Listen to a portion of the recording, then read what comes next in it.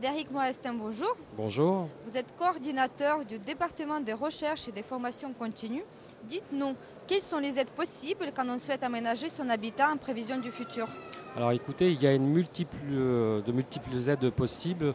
Il y a des aides tout d'abord publiques, le plus souvent.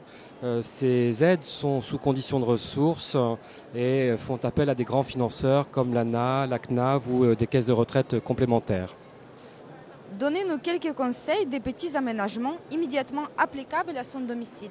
Alors je crois que les conseils que je peux vous apporter sont déjà des conseils en termes de lieu. Et donc, me semble-t-il, le premier espace qui est important à prendre en compte dans ces aménagements est la salle de bain.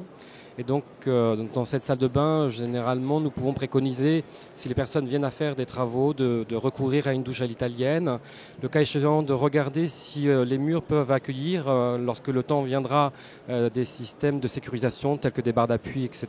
Donc ça, ce sont par exemple des petites aides auxquelles nous pouvons faire appel pour aménager la salle de bain. Et puis vous pouvez aussi on peut se tourner vers un autre lieu qui est un lieu un peu particulier. Ce sont les parties communes et toutes les parties qui concernent l'accessibilité dans un logement. Donc là, ce sont des lieux extrêmement importants. Et donc des petits conseils, c'est par exemple être vigilant. Est-ce qu'il y a des rampes? Est-ce qu'il y a aussi des systèmes lumineux permettant et facilitant les déplacements? Ce sont des exemples que je peux vous donner. Frédéric Moestin, merci beaucoup pour vos conseils. Je rappelle que vous êtes coordinateur du département de recherche et des formations continues. Merci beaucoup et à bientôt. Merci.